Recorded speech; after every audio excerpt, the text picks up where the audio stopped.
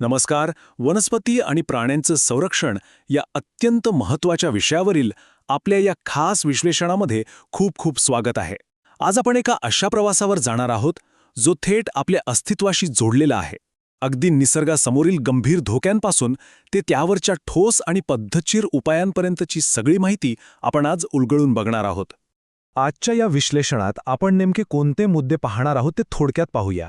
आपण सुरुवात करूया जंगलतोड आणि तिच्या कारणांपासून, त्यानंतर त्याचे भयंकर परिणाम, मग वनस्पती आणि प्राण्यांचं संरक्षण कसं होतं, राष्ट्रीय उद्याने आणि अभयारण्य म्हणजे काय, पचमढीमधील जैवविविधता आणि शेवटी विशिष्ट प्रदेशातील प्रजाती म्हणजेच एंडेमिक स्पीशीजबद्दल आपण जाणून घेणार आहोत. तर आपला पहिला आणि सर्वात कळीचा मुद्दा आहे जंगलतोड आणि तिची कारणे. आता विचार करा, जंगले का नष्ट होत आहेत? कारण सरळ आहे, वाढत्या मानवी गरजा. वाढत्या लोकसंख्येला अन्न पुरवण्यासाठी शेतीसाठी जास्त जमीन हवी आहे, राहायला नवीन घरे आणि मोठ्या फॅक्टरीज बांधायच्या आहेत, आणि शिवाय फर्निचर किंवा इंधनासाठी लाकूडही हवंच. पण लक्षात घ्या, फक्त माणूसच याला जबाबदार नाही बरं का. कधी कधी जंगलात अचानक लागणारा भयंकर वणवा किंवा सलग पडणारा तीव्र दुष्काळ यांसारख्या नैसर्गिक आपत्तींमुळेही एकाच फटक्यात हजारो झाडे नष्ट होतात. यानंतर आपण वळूया दुसऱ्या महत्त्वाच्या भागाकडे, जंगलतोडीचे परिणाम. आता हे जे निसर्गाचं नुकसान होतंय ना, त्याचे परिणाम अक्षरशः अंगावर काटा आणणारे आहेत. होतं काय, झाडांची संख्या कमी झाली की प्रकाश संश्लेषणासाठी वनस्पतींकडून शोषला जाणारा कार्बन डायऑक्साईड साहजिकच कमी होतो. परिणामी वातावरणात त्याचं प्रमाण भयानक वाढतं. आता कार्बन डायऑक्साईडचा गुणधर्मच असा आहे की तो पृथ्वीवरून परावर्तित होणारी उष्णता शोषून घेतो आणि तिला अंतराळात जाऊ देत नाही. ती उष्णता वातावरणातच अडकून राहते आणि यात सातत्याने अडकलेल्या उष्णतेमुळे पृथ्वीचं तापमान वाढत चाललंय, ज्याला आपण ग्लोबल वॉर्मिंग किंवा जागतिक तापमानवाढ म्हणतो. विचार करा, हे संपूर्ण सजीवसृष्टीसाठी किती घातक आहे. फक्त तापमानच नाही वाढत, तर या जंगलतोडीचा थेट फटका जमिनीच्या सुपीकतेलाही बसतो. कसं ते सांगतो.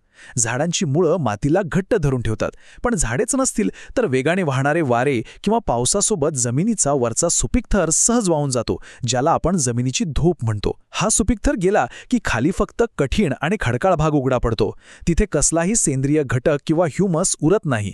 त्यामुळे मातीची आर्द्रता आणि सुपीकता पूर्णपणे नष्ट होते आणि बघता बघता एका हिरव्यागार जमिनीचं रूपांतर चक्क एका भकास वाळवंटात होतं.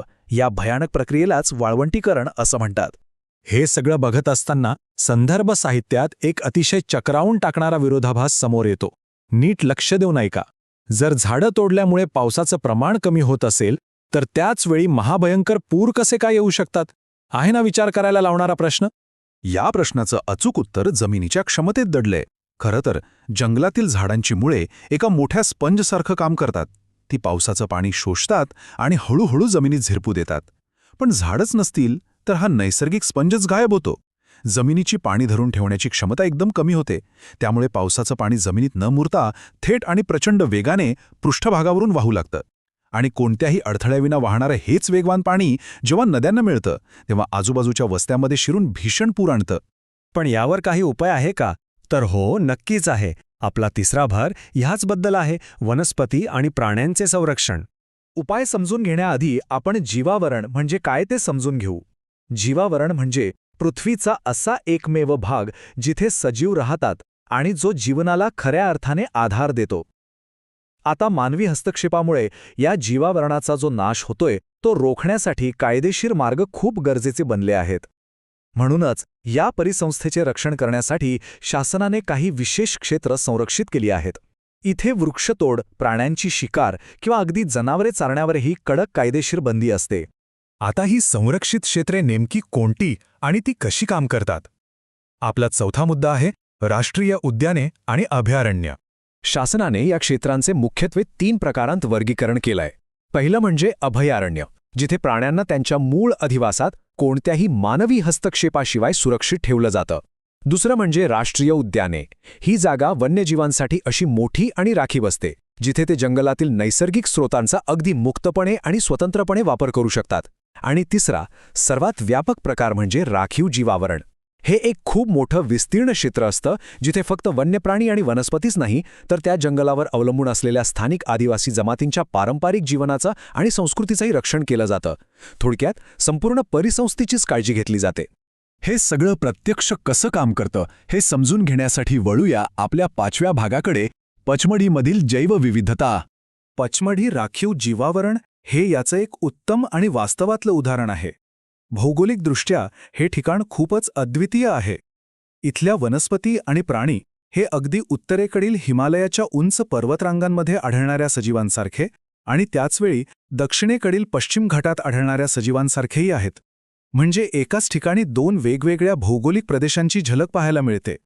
या एकाच विस्तीर्ण क्षेत्रात सातपुडा नावाचे एक मोठं राष्ट्रीय उद्यान आणि बोरी व पचमढी अशी 2 महत्त्वाची अभयारण्य समाविष्ट आहेत.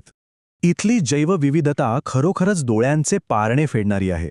एका बाजूला चंदेरी फर्न म्हणजेच अतिशय सुंदर दिसणारी नेचे नावाची वनस्पती इथली हिरवळ वाढवते, तर दुसरीकडे या जंगलात अंगावर अत्यंत आकर्षक ठिपके असलेला चितळ हा चपळ प्राणी वावरताना दिसतो. वनस्पती आणि प्राण्यांचा असा हा सुरेख संगम या परिसंस्थेला खऱ्या अर्थाने एक जिवंत परिसंस्था बनवतो. आणि हो, इथे फक्त तृणभक्षक प्राणीच नाहीत बरं का. हे जंगल अन्नसाखळीच्या अगदी शिखरावर असलेल्या प्रमुख शिकारी प्राण्यांचेही सुरक्षित घर आहे. लांडगा आणि अत्यंत चपळ असा बिबट्या इथे मुक्तपणे वावरतात. आता कोणत्याही निरोगी परिसंस्थेत इतर प्राण्यांची संख्या नियंत्रणात ठेवण्यासाठी हे शिकारी प्राणी अत्यंत गरजेचे असतात. संवर्धनाच्या कडक प्रयत्नांमुळे आणि मानवी हस्तक्षेपावरील बंदीमुळे हे प्राणी आपला नैसर्गिक अधिवास अतिशय उत्तम प्रकारे जपू शकतात. आता आपण आपल्या शेवटच्या आणि सर्वात संवेदनशील टप्प्यावर आलो आहोत. भाग 6, विशिष्ट प्रदेशातील प्रजाती, ज्यांना इंग्रजीत एंडेमिक स्पीशीज म्हणतात. या समृद्ध परिसंस्थेमध्ये काही सजीव असे असतात जे खूप दुर्मिळ आणि संवेदनशील मानले जातात. यांनाच आपण विशिष्ट प्रदेशातील प्रजाती किंवा एंडेमिक स्पीशीज म्हणतो. याचा अर्थ काय? तर वनस्पती किंवा प्राण्यांचा असा गट जो केवळ एकाच ठराविक भौगोलिक प्रदेशात आढळतो. जगाच्या पाठीवर इतर कुठेही ते नैसर्गिकरित्या सापडत नाहीत. त्यांचं अस्तित्व असं मर्यादित असल्याने त्यांच्या संरक्षणाला सर्वोच्च प्राधान्य देणं हे निसर्ग संवर्धनातील सर्वात मोठी गरज बनते. याचं एक उत्तम उदाहरण म्हणजे पंचमढीच्या जंगलात आढळणारा हा जंगली आंबा. जंगली आंब्याचं हे झाड केवळ याच जीवावरणात पाहायला मिळतं. शिवाय इथे आढळणारी महाकाय खार तर खरोखरच अद्भुत प्रजाती आहे. हिची शेपटी अत्यंत झुपकेदार असते आणि आकार सामान्य खारीपेक्षा खूप मोठा असतो, ज्यामुळे ती फांद्यांवरून उड्या मारताना खूपच भारी दिसते. जंगली आंबा आणि ही महाकाय खार हे दोन्ही सजीव फक्त पंचमढी राखीव जीवावरणाचेच मूळ रहिवासी आहेत. पण दुर्दैवाची गोष्ट म्हणजे निसर्गाची ही अद्वितीय देणगी आज अत्यंत गंभीर संकटात आहे. मुळातच मर्यादित क्षेत्रात राहत असल्याने या प्रजाती खूप असुरक्षित असतात. जंगलांची होणारी वारेमाप आणि त्यांच्या अधिवासाचा नाश हा सर्वात मोठा धोका आहे. शिवाय वाढत्या लोकसंख्येमुळे मानवाचा शिरकाव वाढत आहे.